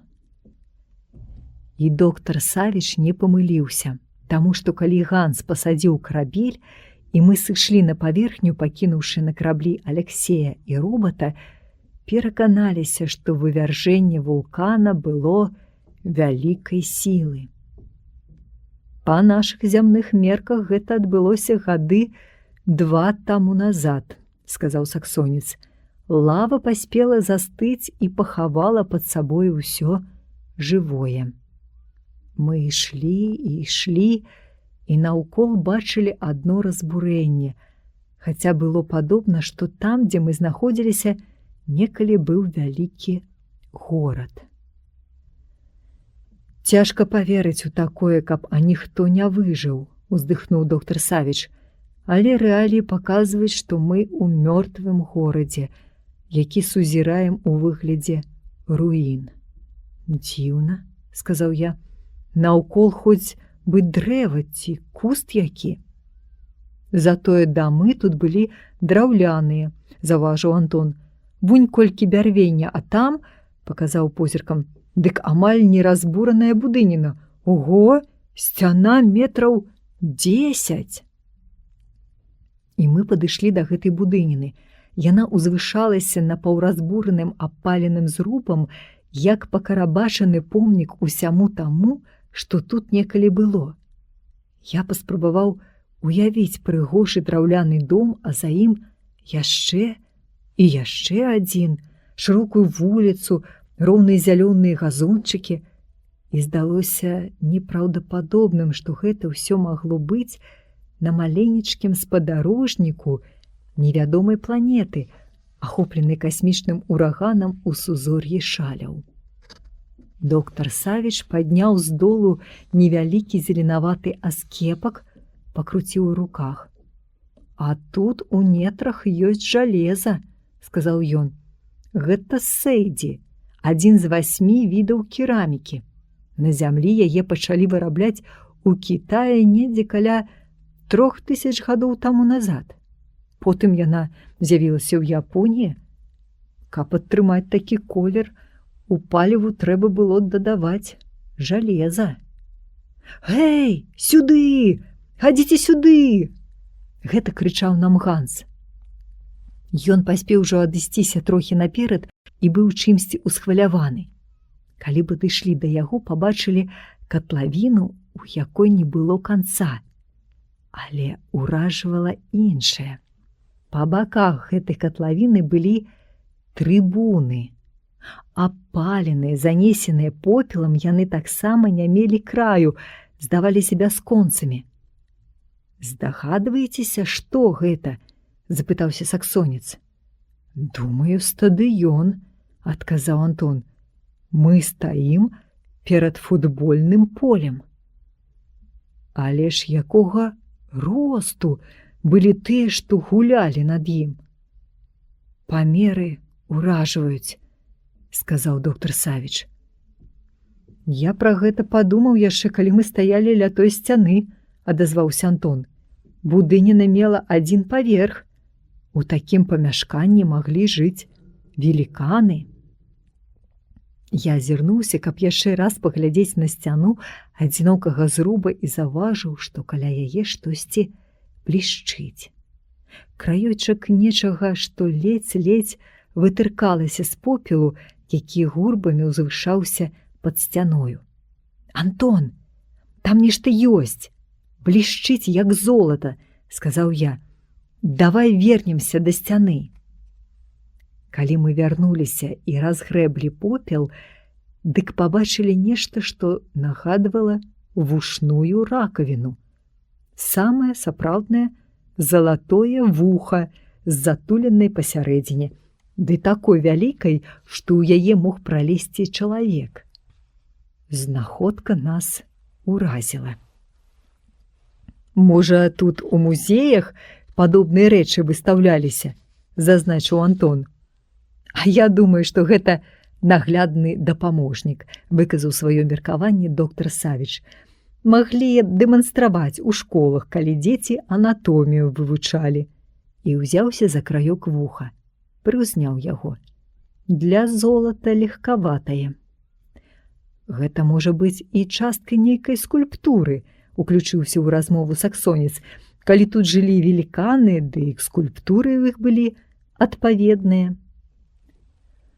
У гэты момант паверхня, дзе мы стаялі, уздрыгнулася, хіснулася. Пачуўся незразумелы гул. Мы ўсе азірнуліся і пабачылі, што кратер вулкана, які быў самае большае ў некалькіх кіламетрах ад нас, пырхае агнём, і па яго схіле сцякае вогненная рака. А езеры, што білі фантанамі недалёка ад падножжа вулкана, напэўна, закіпалі. Адтуль насоўваліся, ляцелі клубы пары. Паветра зрабілася цяжкім, задушлівым і вільготным. «Вулкан выплюнуў з сябе лаву», – уздыхнуў Ганс. «Трэба ратавацца і ратаваць карабель. Яна зноў тут можа ўсё накрыць сабою. Сымон, памажы мне». Доктар Савіч усё яшчэ трымаўся за прыўзняты краёк вуха, і я падхапіў другі яго канец. З гэтым залатым вухам мы і рушылі да карабля, дзе нас чакала непрыемная навіна. «Я ўжо збіраўся паслаць вам сігнал», – сказаў бортмеханік. «Карабель намагнічваецца. Робота прыцягнула да дзвярэй, і адарваць яго я не змог. Ён цалкам паралізаваны». А мы ўжо гэта бачылі і самі. Робот-пілот вісеў бы прыклеены да дзвярэй свайго адсека. Больш таго, туды ж прыцягнула і вуха, якое мы з доктарам Савічам усё яшчэ трымалі ў сваіх руках. Яно прыляпілася да робота, амаль цалкам перакрываючы яго. «Ганс, хутчэй ідзі да пульта кіравання палётам», – сказаў Антон саксонцу. «Баюся, мы не зможам узляцець». Але мы узляцелі. Стаялі ля галоўнага ілюмінатара і назіралі, як там, ужо далёка ўнізе, Вогненныя языкі лавы выпалівалі і пакрывалі сабою ўсё, што яшчэ заставалася на паверхні, якую мы паспелі своечасова пакінуць. «Я зазірну да Мюллера», – сказаў Антон, – «а вы, хлопцы, разыходзьцеся па сваіх адсеках». «Куды цяпер?» – запытаўся я ў доктара Савіча. «У саксонцы ёсць арыенціры тваёй праграмы?» «Яна паказвала на тую планету, куды мы нават не спрабавалі прабіцца», – адказаў доктар. «Хто ж палезе, як ты сам сказаў, у вогненную кашу?» І калі мы ўжо разышліся па сваіх адсеках, пачуўся голас Ганса Мюллера. «Увага! Карабель размагнічваецца. Можа зноў пачацца вібрацыя, а з ёю і непаладкі. Пры такой сітуацыі знаходзіцца ў глыбокім космасе небяспечна. Бяру курс на зямлю». І адразу ж пасля саксонца мы пачулі Антона. «Загадваю пагрузіцца ў сон. Працягласць сну не вызначайце. Бяру пад свой кантроль усыпляльнік. Падключайцеся да кінасерыялаў». Ну што ж, сон дык сон. Загад камандзіра трэба выконваць. І хоць гняла нейкая незразумелая трывога, я падкарміў свае расліны і, як і падчас палёту ў сузор'і дзевы, падключыўся да мульцікаў. А прачнуўся, калі ўжо Ганс пасадзіў карабель на зямлі на нашым касмадроме за Раўбічамі. «Як бачыш, асаблівых прыгод не атрымалася», – сказаў доктар Савіч саксонцу, калі мы ўжо рыхтаваліся пакінуць карабель. «А мне рупіла хутчэй дазнацца, што ж там з тым залатым вухам, куды яго цяпер панясём, у памяшканні асацыяцыі ці ў аддзел экспертызы пры ёй». Пра гэта я і запытаўся ў доктара Савіча, на што ён адказаў: «Якая экспертыза?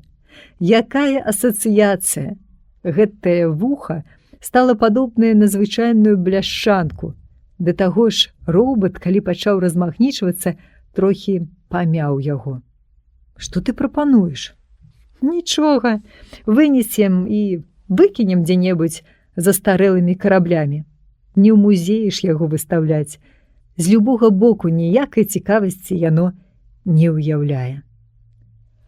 І тут я ўспомніў пра Арцёма. Для музея вуха, можа, і сапраўды рэч непрыдатная, а вось падлетка яно зацікавіць можа, хаця проста паглядзець на яго, памацаць, як-ніяк прывезенае з чужога свету. Мы з доктарам Савічам вынеслі вуха з карабля і, доўга не думаючы, як і сказаў доктар, зацягнулі яго ў канец касмадрома за старэлыя караблі. Тым жа днём я патэлефанаваў Арцёму, расказаў яму пра наш палёт у сузор'і Шаляў, і як толькі распавёў пра вуха, якое стала звычайнай бляшчанкаю, ён гатовы быў зараз жа ехаць на касмадром за старэлыя караблі, што і зрабіў. Праўда, не адзін, а са сваім сябрам, Алікам. Калі праз некалькі дзён мы сустрэліся з Арцёмам, і я запытаўся, якое ў яго ўражанне ад вуха, дык яго адказ склаўся ў мяне ў асобную казку. У простай рэчы можна не пабачыць галоўнага. Арцём вельмі добра ведаў кожны закутак касмадрома. Таму, як толькі яны з Алікам апынуліся за старэлымі караблямі, дык хутка і адшукалі вуха. Яно ўжо не мела той формы вушной ракавіны. Робат не пашкадаваў яго, але адтуліна, цяпер яна была ледзь не на ўсё вуха, захавалася. Хлопцы пахадзілі ля вуха, а потым Алік вазьмі і палезь у тую адтуліну. І ў той жа момант яго не стала. З другога боку ён не вылез. Тады тое ж самае зрабіў і Арцём. Я ляжаў на зямлі і бачыў, што гэта не я. Звычайная зялёная елачка, над якою лётала, мітусілася невялічкая птушка. «Цвыр, цвыр», – расказваў мне Арцём. Потым гэтая птушка загаварыла, і я пазнаў голас Аліка. «Што нам цяпер рабіць, Арцём? Усё адбылося, як у той казцы, калі конь сказаў малодшаму з 3 братоў: «Залезь у адно маё вуха, а праз другое вылезеш асілкам-прыгажуном. Мы з табою залезлі ў вуха з сузор'я шаляў, і вось ты елачка, а я салаўіны цвыркун. І назад мы ў вуха не ўлезем, а яно вунь ляжыць. Я не зацягну цябе, у мяне маленькая дзюбка, сілы не хопіць». А Арцём тым часам азіраўся і бачыў наўкол пустыню, пяскі і пяскі. Бязлітасна пякло сонца. «Яшчэ трошкі паляжу, і з мяне пачнуць асыпацца іголкі», – падумаў Арцём. А Аліку услых сказаў: «Падніміся трошкі вышэй, у цябе ж крылы, можа, што пабачыш акром гэтай пустыні, гэтых пяскоў». «Бачу, бачу!» – закрычаў праз імгненне салаўіны цвыркун голасам Аліка. «Сюды, да нас, на вярблюдзі, едзе чалавек, а яшчэ трошкі далей нейкі вельмі вялікі горад». І сапраўды, да іх хутка падышоў вярблюд, і чалавек, які сядзеў на ім, саскочыў на зямлю, і радасці яго не было канца. «Ай-яй-яй, ай-яй-яй, што бачаць вочы шаноўнага халдзея! Якое дзіўнае дрэва! Якое цудоўнае, прыгожае дрэва! Вечны горад Бабілу яшчэ не бачыў такога! Я завязу яго ў сады мідійскай прынцэсы, і вялікі Навуходоносар, бліскучы валадар усяго халдзейскага царства, дасць мне за яго 10 дынараў». Халдзей падхапіў елачку, прывязаў яе да сядла, сам ускочыў яго, і вярблюд пайшоў далей па гарачых пясках пустыні. «Цвыр, цвыр!» трывожна кружыў над вярблюдам салаўіны цвыркун, і елачка трапятала, баялася, што пачнуць асыпацца яе іголкі пад невыносна спякотным сонцам. Потым быў дзівосны горад Бабілу, шматпавярховыя дамы, стракаты базары, іскрыстыя фантаны, храмы, спякота і пыл. Халдзей прывязаў вярблюда да каменнага слупа і пайшоў да гандляра, які гандляваў вадою, а салаўіны цвыркун сеў на яловую галінку. «Ты зразумеў, дзе мы?» – зашаптаў ён голасам Аліка. «Мы ў старажытным Вавілоне. Бабілу – гэта Вавілон, а сады, пра якія казаў халдзей, адзін з цудаў свету. Я ведаю гэта з гісторыі, вісячыя сады Семіраміды». «Не расказвай, сам усё чуў. Ты лепш скажы, як нам выбрацца адсюль». Салаўіны цвыркун маўчаў, а халдзей адвязаў вярблюда і рушыў далей, каб неўзабаве апынуцца ля шыкоўнага палаца. Ён атрымаў свае 10 дынараў, а зялёную елачку рабы ўваткнулі ў зямлю на першым ярусе тых незабытых чалавецтвам садоў, што ў 4 ярусы узвышаліся над 100-метровымі сценамі Вавілона. «Цвыр, цвыр!» Салаўіны цвыркун сядзеў на яловай галінцы і разважаў. «Калі тут з'явіцца мідійская прынцэса, а яна абавязкова з'явіцца, каб паглядзець на цябе, Давай звернемся да яе сваімі чалавечымі галасамі. Яна, напэўна, тут сумуе па сваёй Мідіі, а мы сумуем па сваёй Беларусі. Яна павінна зразумець нас. Ты ёй скажаш, што хоць гэтыя сады прыгожыя, але табе, елачцы, прывыклай да беларускіх лясоў, тут няўтульна. Алік, не балбачы, я ўжо не магу на гэтай спякоце. Злётай да Еўфрата і хоць некалькі кропель вады у дзюбцы прынясі. І гэтыя словы Арцёма Елачкі нібыта хто падслухаў. Да дрэўца падбеглі рабы і вылілі на яго вядро вады. І тут жа на алеі з'явілася мідійская прынцэса у акружэнні сваіх служанак. Арцём бачыў, як пацяплелі, зазіхацелі вочы ў прынцэсы. Адкуль? Хто гэты цуд прывёз сюды? І ў чароўным голасе пачулася радасць. Прынцэса дакранулася рукой да яловай галінкі і укалола свой пальчык. І ўсе замітусіліся, закрычалі: «Прынцэса укалола пальчык! Укалола пальчык!» І хоць сама прынцэса гэтага не хацела, але уладар Вавілона, магутны Навуходаносар, загадаў выкінуць Елачку за гарадскія сцены, што і зрабілі рабы. Пачынала смяркацца. «Цвыр! Цвыр!» трапятаў крыльцамі салаўіны цвыркун. «Што цяпер будзем рабіць, Арцём? А ты зірні на неба, бачыш, якія буйныя прамяністыя зоркі?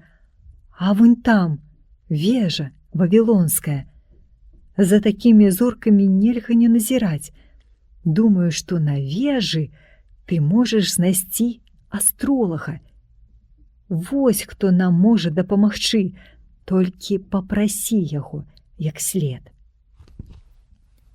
І салаўіны цвыркун паляцеў да вавілонскай вежы. На самай верхняй яе пляцоўцы ён сапраўды пабачыў астролага. Тут жа была і падзорная труба.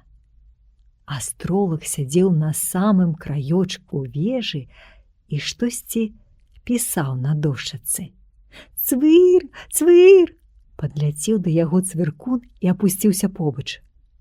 «Шаноўны з самых шаноўных, ты ўсё сваё жыццё назіраеш за зоркамі». «Назіраю. Цікавыя лічбы». Астролаг нават не здзівіўся, што птушка звярнулася да яго чалавечым голасам і працягваў: «Ну, вядома, я гэтае сузор'е назаву сузор'ем Шаляў. Вось-вось, сузор'е Шаляў, недалёка адсюль, у пустыні ляжыць вуха», пачаў расказваць салаўіны цвыркун. «Ты можаш пабачыць самы сапраўдны цуд. Толькі для гэтага табе трэба пайсці за мною, падняць за гарадской сцяною Елачку, потым мы разам пойдзем да вуха, і ты зразумееш, што я не хлушу. Я веру, што ты лепшы астролаг з астролагаў, цябе не можа не зацікавіць вуха сузор'е Шаляў». Салаўіны цвыркун гаварыў доўга, вельмі доўга, і астролаг нарэшце здзівіўся. «Калі ў пустыні ляжыць вуха з сузор'я, якое я толькі што назваў шалямі, дык адкуль жа ты сам, што так цудоўна валодаеш чалавечай моваю?» «Я не магу табе гэтага растлумачыць, а калі і растлумачу, ты не зразумееш, пакуль не пабачыш. Я палячу, а ты ідзі за мной». «Добра», – сказаў астролаг, – «я сыду з вежы». І неўзабаве ён ужо нёс у руках Елачку. Над пяскамі кружыў цвыркун. «Цвыр! Цвыр!»